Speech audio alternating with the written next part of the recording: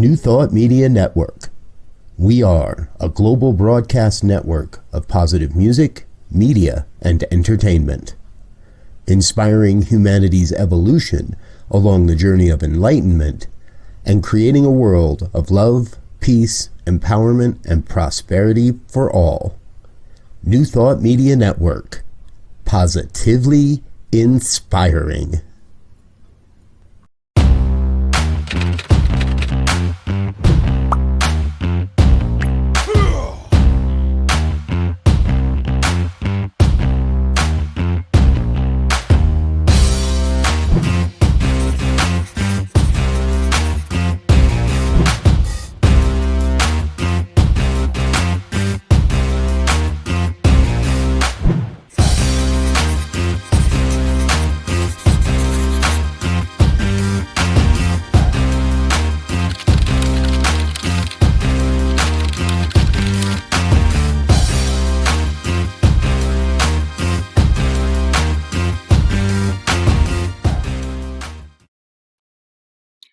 Good morning. How's everybody today? Well, today I'm telling you it's 7 or 8 o'clock in the morning here in British Columbia, so I'm not really that accustomed to being up this early. So if I look a little groggy, that's probably the reason why. I want to get this kicked off. What we're doing is we're talking about the New Thought version or the New Thought understanding and belief in soul today. And I want to thank Reverend Alzia for a great talk last week, and I want to let you know that Reverend Michelle Wadley is going to be next week. So I'm looking forward to that. And this forum that we're participating right now in is a wonderful idea. It's a tremendous idea to reach out and to help grow and develop the consciousness of humanity, which means the soul of humanity. I'll let you know right now that if you have any questions or anything, just put it in the private chat. Robert will show it to me, or I'll see it myself. It'll point up and we'll be able to get this underway. So anyway, let's talk about soul. You know, the New Thought version of soul is somewhat different than the traditional one that we have in society. The idea that soul is an individualized thing. The actual definition is the spiritual or immaterial part of human being or animal regarded as immortal. And here in New Thought, we don't really hold on to that concept to that degree. What we believe is that the soul is that part of life itself that is the creative force. When you talk about the seed, the soil, and the plant, the soul is the soil. It's where ideas of spirit and ideas of the individual go to create the form that shows up in our world. It attracts the ethers and puts things together to create the mold that actually creates the experience that we have in our lives. Dr. Holmes himself, as a matter of fact, defines soul as the creative medium of spirit, the subjective side of life. It's the mirror of the mind, and it reflects the form of thought which are given into it. Human soul life reenacts the soul life of the universe. That's the objective, at least. And soul is the subjective part of it because it takes the thought of conscious mind and acts upon it. Its nature is subjective, and it can't analyze or reject. It can only carry out the orders given it. You know, when we stop and think about that, we realize that everything in life has a soul, that it is not an individualized thing. It is, as Quimby would express, it is the medium for which everything has a common denominator, no matter what that thing happens to be. You know, Quimby would have worked with the soul as a healer on a very, very big way, because what Quimby would have and do is that he would experience the universality of the mind itself when he took action with it. Quimby, as you may or may not know, Phineas Parker's Quimby was a mesmerist. He was a hypnotherapist. And he discovered it and became the father of New Thought through the activity and the action of it. And what he discovered was that he could hypnotize Robert and he could heal Kenn. And he determined that there must be something that is in common between the two. And he determined that that commonality was the mind itself, was the thing itself. It was the individualization of spirit manifesting in the life of the individual. And so he kind of moved on that particular area, and many times, many stories. in the Quimby manuscripts, he talks about going and talking to a person with a broken leg and sitting down with that person with the broken leg and for himself forming his own broken leg through the discussion and then healing his leg and in turn getting up, walking out of the room, and the person who he was working with could do the same thing. So as one of the great inspirations for Dr. Holmes, he really utilized that subjective mind, that part of each and every one of us that is individual, that we individualize, but that is universal in everything that takes place. The best analogy that I've heard recently about it would be something like a huge watershed. If you take the Amazon, for example, as a prime example, the Amazon begins in the Andes in Peru, and it flows 6,000 kilometers, which is 4,000 miles. And through the flowing of it, what it does is it collects and gathers everything to eventually divulge and load off into the ocean some, I've got it here, it discharges 209,000 cubic meters every second. That's enough water to fill 84 Olympic-sized swimming pools every second. And that's exactly what happens with the consciousness of humanity and the consciousness of life itself. It doesn't start off with 284,000 cubic meters a second. It starts off as one raindrop or as one individual. And as it flows that distance, it gathers and garners and collects and accumulates until eventually what it does is it builds a momentum that flows out into the world. So when we start looking at soul as not being individualized, but as being universal, it begins to give us some impact as to how we can transform and how we can change our lives, how we can evolve the consciousness of humanity through the evolution of the consciousness of the individual. A toxic particle of water that enters in the mountains of Peru will create a toxic divulge at the end when it comes out into the ocean. And that's exactly what we're working on as the New Thought movement when we talk about creating a world that works for everyone. We're talking about that individualized use of something that is infinite in its cosmic variety. The understanding is that there is no such thing as a soulless person. There is no such thing as a soulless anything. Everything has a soul.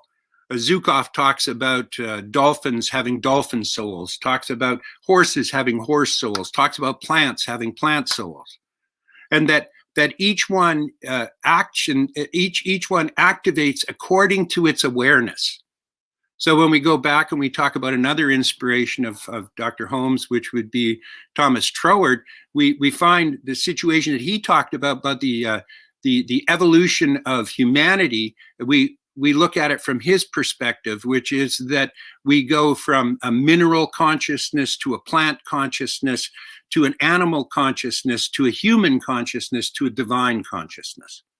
Now, personally, I think that there are several consciousnesses that go before mineral, and I think that there are an infinite number of possibilities and potentials of consciousness that goes after human before you reach divine. And that development and that action is what really transforms us. So when you look at the traditional fashion, which is that the soul is what goes on after the body leaves and ends up whether going to heaven or hell, depending on what your belief system is, we really hold the truth that what occurs and what happens is that there is a universal consciousness of which we're all immersed in and which we all return to at some particular place. And the important aspects of it is that once we understand it and once we're aware of it, the awareness allows for the evolution that takes place. And so what we teach in this teaching, what Dr. Holmes taught over and over and over again, was the value of the individual, how the individual can transform the world through the transformation of their own consciousness, through the awakening of the individual to be able to bring into being and bring into an experience something other than what we already have. So, that's why it's so vitally important that each and every one of us does our spiritual work. And when I talk about our spiritual work, I'm just not talking about just always leaning to the Pollyanna side of life, which is an important aspect, and there's nothing wrong with it. I'm really talking about getting in touch with who we are, what we think, and why we believe it.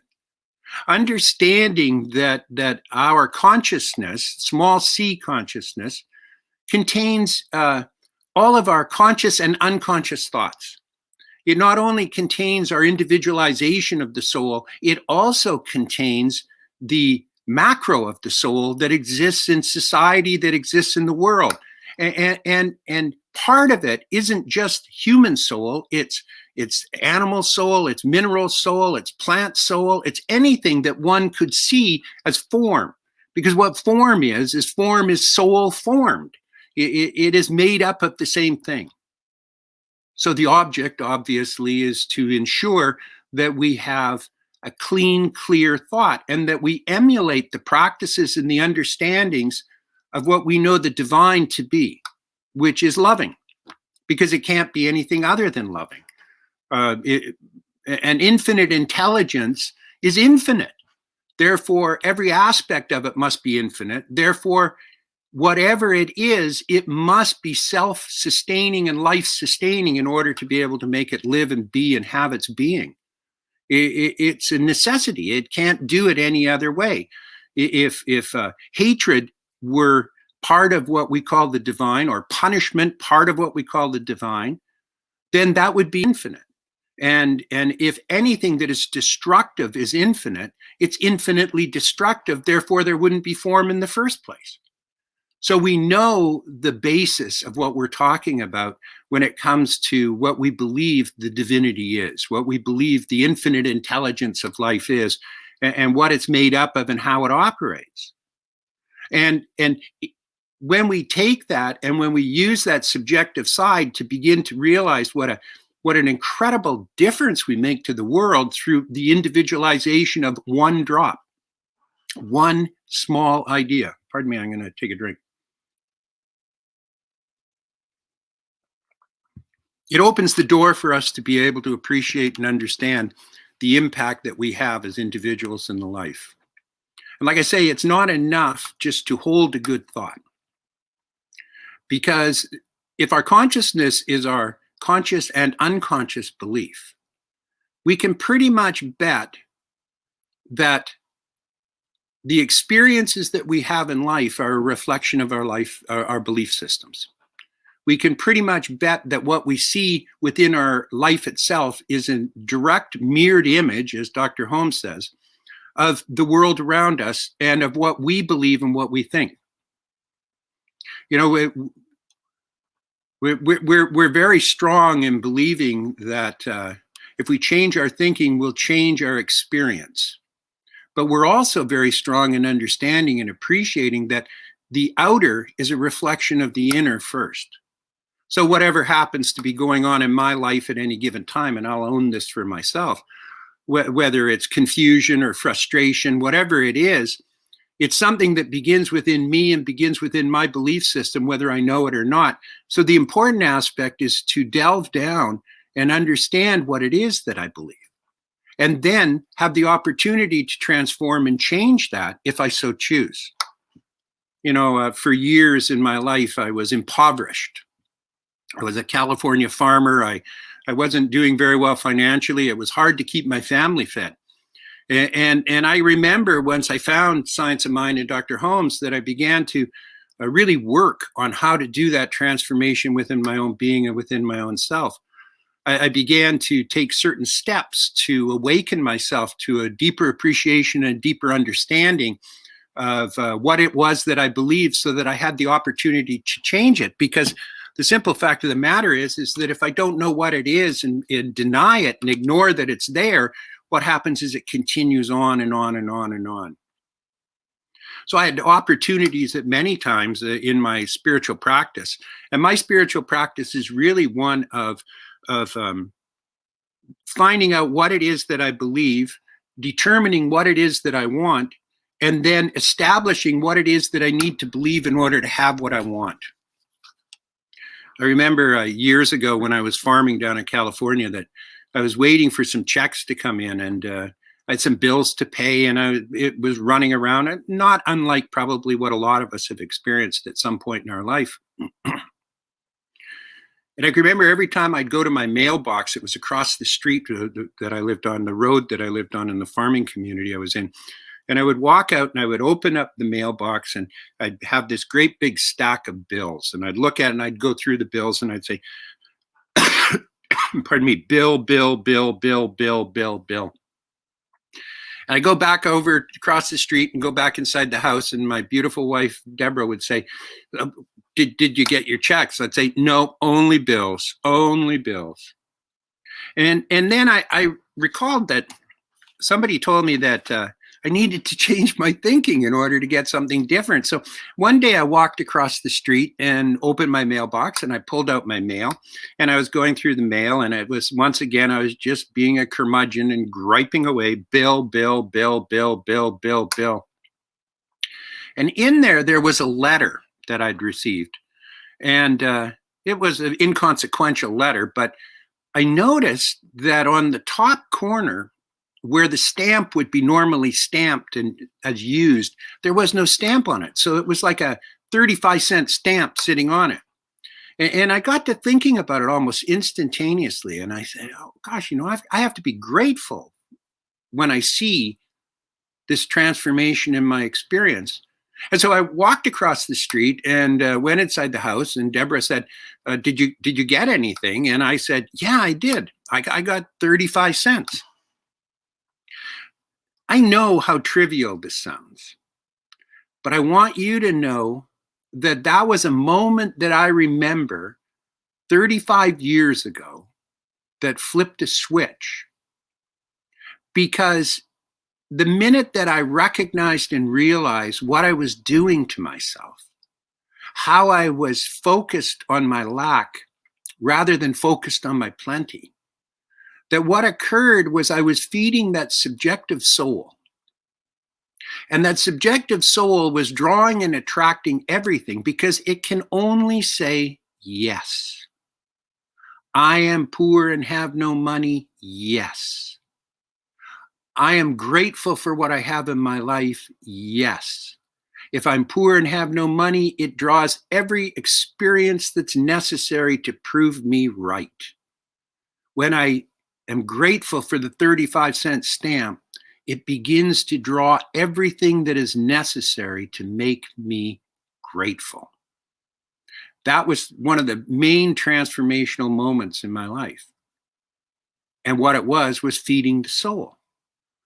It not only fed my soul, but it fed the world's soul at the same time. So it wasn't enough just to sit around and twiddle my thumbs and say, everything's great, everything's wonderful, I'm perfect, whole, and complete. It really required that I change my belief system on an inner place, on a place where I began to recognize and realize the power that not only I have, but that everything has. The power to be able to embrace, understand, and hold on to something to be grateful for, an idea that is bigger than the one that I've been fed from the day that I was born and possibly before. To be able to awaken my own gratitude, my own prosperity, my own value, my own peace, my own harmony through the transformation of my mind and my thinking. Because what I think goes into the soul of the universe. It brings to me the experiences I have, but it brings to the world that same experience in some way and some level. We live in a world of separation right now, or so it appears. And I choose to believe that that separation is the evolution of humanity. It's the awakening of our darkest, deepest thoughts coming forward so that what we can do is see them in action so that we have the opportunity to change them. We change them by changing our mind. And when we change our mind, what we do is we change the consciousness of humanity. We change the macro soul of being itself. We add a drop of water at the top of a mountain, and eventually it goes to the sea. And when enough of us had that water, add that thought, add that idea, add that goodness, what will occur is by its very nature, it must be reflected in the experiences that we have in life. And it doesn't take a majority. It takes a minority. It takes a conscious few that have the ability to be able to know. Because I'll tell you something. In humanity, what I see and what I experience is a large group of people who stand in the middle and go the path of least resistance. William Meader talks about it being three types of people: the type that want life the way it used to be, the type that don't think that they have anything to give in life itself, and the type that sit in the middle and know that they are empowered. And those empowered people are the ones that are going to transform the world. And if you look at 7.5 billion people in this planet, I don't think it'll really take that many. The symbolic number that I've thrown on it is 100 million. Dr. Holmes, in his teaching, said, give me 1,000 people who really live this teaching and we'll transform the world. Well, we're getting closer all the time, but it requires that we be conscious and aware of a few things. Thing number one is we be conscious and aware of what we believe and what we're putting out and spilling out into the universal subjective. Step number two is to really determine and focus and be clear on what it is that we want. And the third step is to transform our belief system so that we receive it. St. Paul apparently said, or so it is written, that we should pray without ceasing. When I was a kid in Sunday school in a traditional church, I thought that would be the most boring thing I could ever think of doing. And it wasn't until I found the science of mind in Dr. Holmes and religious science that I began to realize that that is a metaphor for my every thought is a prayer. Everything I believe, everything I think is a prayer. And so I look at my life from a perspective and a point of view, whether it's just going to pick up my mail or whether it's keynoting in front of thousands of people. I look at it from a point of view of saying, would I pray for this? If I'm sitting there looking at this wad of bills thinking, oh, woe is me, then what I'm really doing is praying for more bills. But if I celebrate and are grateful for the abundance that's mine already, what I do is I create that and bring that experience into being. That's the key. If I'm not thinking about what I want, then I'm thinking about something else. And where I'm thinking, I'm supplying energy. And that energy is creating form. So if I'm not thinking about what I want, then I'm creating something else. And so the strongest thing that I can suggest is that we recognize and understand that the soul of humanity is an ever-evolving thing, and that it's awakening and awaiting our understanding and appreciation as a macro consciousness, as a societal consciousness, and as an individual consciousness for the transformation of our world. Because I will tell you, there is nothing in this world that isn't of value and isn't good. And if you look around right now in your life, no matter where you are or what's going on, and you really try to find it, I bet you that you find that 95% of the things that are in your life are good. Now, in the past, what I've done is focused on the 5%. It's really easy once you focus on the 90. Bless you. Send your questions in if you have any, and we'll carry on from there. Robert, if you have any, just bring them up because I don't see any here.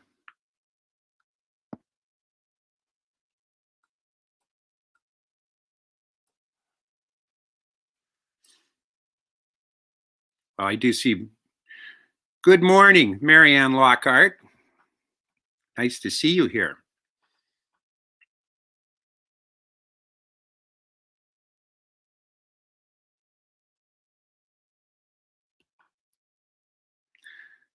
all my things are how nice it is to see you. Is there any questions? Does anybody have anything that they would like me to riff on about with regard to anything else?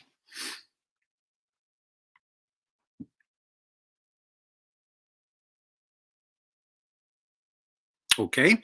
Well, if that's the case, then what I'll do is I will express a couple of other key points that I know for the next couple of minutes on how we can do this. You know what? One of the things that I've discovered within myself is that when I have conflict or I have frustration, when I find myself, and I do find myself moving into negativity at some points, I think most of us do. And a long time ago, I learned my favorite line from a song ever was by the Indigo Girls, and it says, "The less I seek my source for some definitive, the closer I am to find." And so, when I have it, though, I recognize as within, so without. Therefore, as so without, so within. And I begin to realize that when there's a conflict or frustration in my life, when I do my contemplations, I begin to focus on what I'm frightened of. Because inevitably, that's the truth. Inevitably, I'm frightened of losing something. If I'm having a relationship spat, I'm frightened of losing something. If I have a financial woe, I'm frightened of losing something. And so what I've discovered is the best thing to do, and I certainly don't do it every day, but I do it a couple times a year, is I literally release and surrender everything.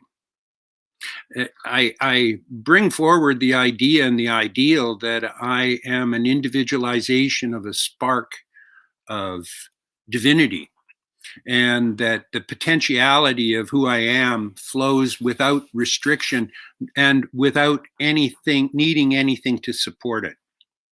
That if I didn't have a wife and children, I would still be complete. If I didn't have a bank account, I'd still be complete. If I didn't have vitality and energy, I'd still be complete. If I didn't have a creative source or a creative outlet, I'd still be complete.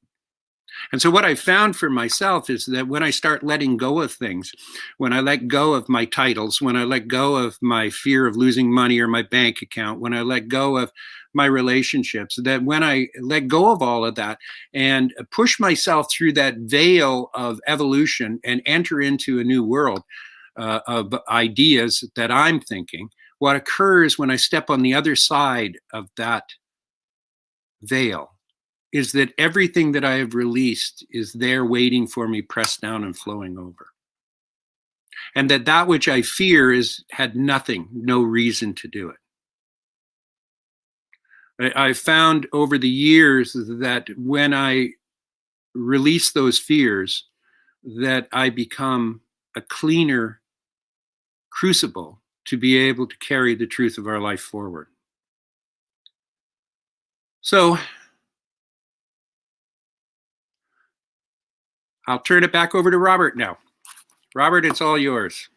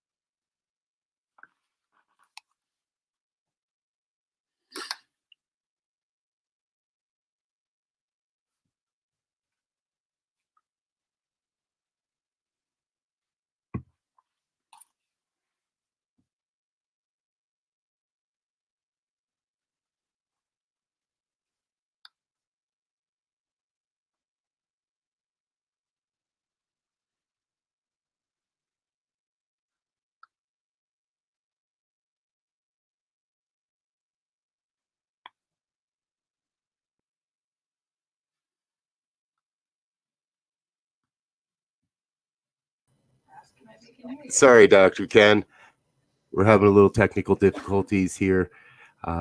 So Folks, if you're out there, please do ask a question, drop something in the comment box, let us know what's going on. Here we've got one. What has been your most powerful insight about the individual soul? That it's infinite. I think the most powerful insight I have is that there's nothing that can't be achieved or accomplished. I think that all the biblical miracle stories are all a reflection of that. And I sometimes have a hard time wrapping my head around certain things as being possibilities. You know, years ago, I began to be involved in the peace movement, and I began to pray for peace, world peace. And that brought up a lot of interesting questions for me, because there were a lot of people that were ready to tell me it was impossible to have. A lot of people would tell me why and the justifications. And what I discovered was that to a large degree, I was justifying my own limitations through what I was believing and thinking. Thinking that there couldn't be world peace tended to bring forward some ideas that I had in my mind that I thought were impossible to change or transform. But understanding that the creative, subjective mind that we utilize has absolutely no limitations, that it keeps the cosmos in order, heavens, it births a child. And I mean, bringing someone back from the dead is interesting, but creating something brand new, that's even greater miracle in my point of view. And it begins to demonstrate and reflect for me the limitations that I have. And believe me, I have limitations just like everybody else. And how to overcome them is the key. How to set into mind something that I have no basis to believe would be a possibility. And so the insight that I received was the limitations that I created in my own belief system in my own life. And I'm still working on world peace, and I'm still working on a world that works for everyone. I have a lot of patience. I know that when my word is spoken in a spiritual mind treatment or a prayer, that everything that happens after that particular point happens to bring that which I put into that which I put into mind into my experience and my expression. And when I remember that, life becomes so much smoother and so much easier. And I was praying for a world that works for everyone for so long. And yet when the tendency, like when the pandemic came and things like that, I'm just like everybody else. I would kick the can and mutter and swear and curse under my breath. And then I would go and do my work. And I would realize that everything that occurred for that reason, to bring that into being. And everything that needed to be learned. I came up with an analogy once. I want to be the kind of person who, if I were to step off a curb and twist my ankle, instead of hobbling around and jumping up and down and swearing, oh damn, and worrying that how would I do my next service with a broken ankle or what the future was going to look like. I want to be the type of person that steps off a curb, and if I sprained my ankle, said, thank you, God, right away, knowing that it was the answer to what was happening or what I was putting into mind to occur. For me, that's one of the most valuable things I can think of. If I do my prayer work beforehand, then the outcome must be divine, period. It's not, it might be divine if I do my prayer work, then everything that occurs from that moment forward is to bring that into manifestation. So it's important to have something bigger than yourself that you pray for, that you treat for, that you put into mind. And why it's important is because it gives me the patience to understand that instantaneous is an idea that I hold, and it as a universal idea, everything already is. No time and space. To realize that everything that occurs from the moment that I state it, the moment that I accept it, the moment that I embrace it, it must become a reality. You know, that's one of the things that I hold true and dear, is that when I do a spiritual mind treatment, I ask that macro consciousness of life to respond through me and to dissolve and dissipate anything unlike it, to bring forward everything I need to learn and know in order to achieve it. And when I surrender myself to that, it moves really, really quickly. If I don't surrender myself to that, my tendency or my experience has been that it moves slower than I would like. And so instead of fighting it, I understand it to the best of my ability. And more importantly, I remember it, which is why my spiritual practice is so important. It's why every day I need to spend time in contemplation and meditation and prayer. Not so that I can live a better life, but so that I can understand who I am and what my grounding is. And that 5 minutes of understanding the truth is equivalent to 23 hours and 55 minutes. It holds me there. It reawakens it. And sometimes I've gone through times in my life where I have neglected to do that. And it's really remarkable how quickly I find myself slipping when that happens. Anybody else?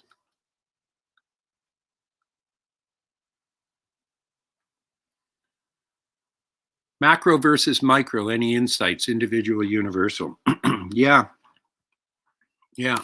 sure. We have an individualized use of an infinite intelligence. Dr. Holmes said it over and over and over again. We can only have what we can believe, which really gets back to my praying for world peace. We have an opportunity to expand it. Visualize your consciousness as being a balloon. See a large balloon. And understand that the barriers that keep your consciousness within it are the restrictive ideas. They're like walls, and that's all they are.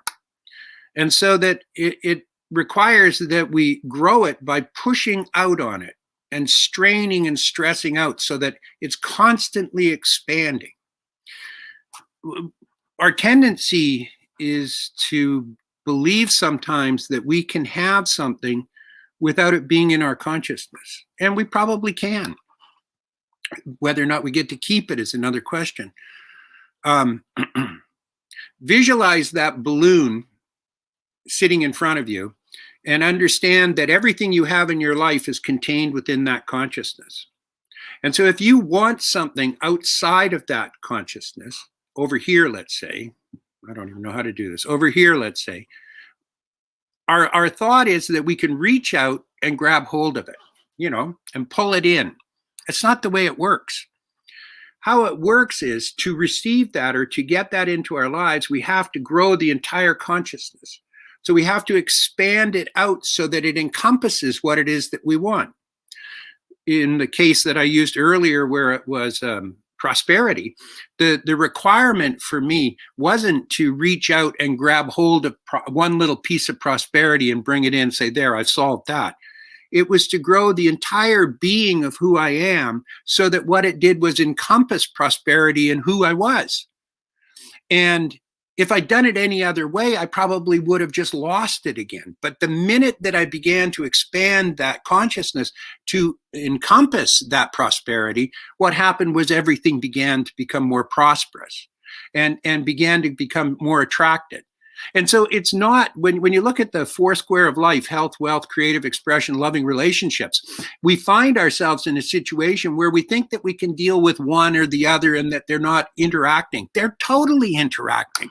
They're the direct reflection of our own belief system. And the requirement is for us to encompass all of it into the idea. So it's not just prosperity that I'm looking for. It is to bring prosperity to every aspect of my being. It's not just money, it's every aspect. And when I grow that, what I do is I invite more of the macro, more of the large C consciousness of life, the infinite consciousness in. And until I'm prepared to do that, all I'm doing is snatching little things out of the world. If somebody comes to me and says, I want a red sports car, treat for me, pray for me for a red sports car. My first question would be, why do you want a red sports car? And it's not that I'm judging it, but they might say, well, if I had one, I would feel freer. I would have more adventure, excitement in my life. Then why don't we treat for that instead of the red sports car? The red sports car comes with insurance and responsibilities, but freedom and adventure in life is the opposite of that. So dig down and determine what it is that you want in your life. And then treat for that. Don't treat for what you think you need in order to make it so. Treat for the thing itself and allow that to draw everything that's required into your life and into your experience. I'm still here. Questions?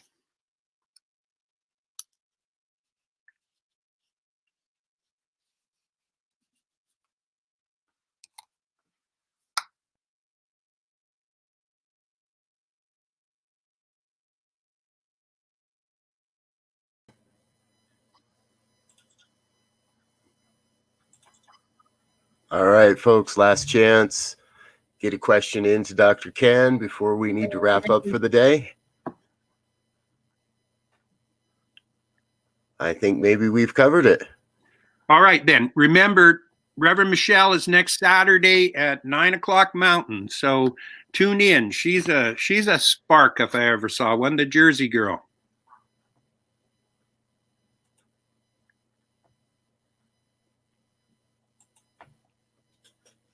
All right, let's hear a quick thank you for Dr. Kenn. Give a shout out in the comments. Maribeth, Laura. Oh, Dr. Kenn, we got one more quick question, then let's wrap it up. Sure. Give us 45 seconds or whatever you need. Right. How do I define freedom? Same way as Raymond Charles Barker did when he defined prosperity. The ability to do what I want, when I want, with who I want. That has been one of the banners of my life, is to achieve a life where I get to do what I want, when I want, with who I want. And I wanted to be here with you. So I feel free. Wonderful. Perfect. All right, folks, thank you for joining us. We're out of here for today. Be back again next Saturday with Reverend Michelle talking about the body. Until then, thanks for being with us. Peace and blessings. We'll see you again soon. Bye now.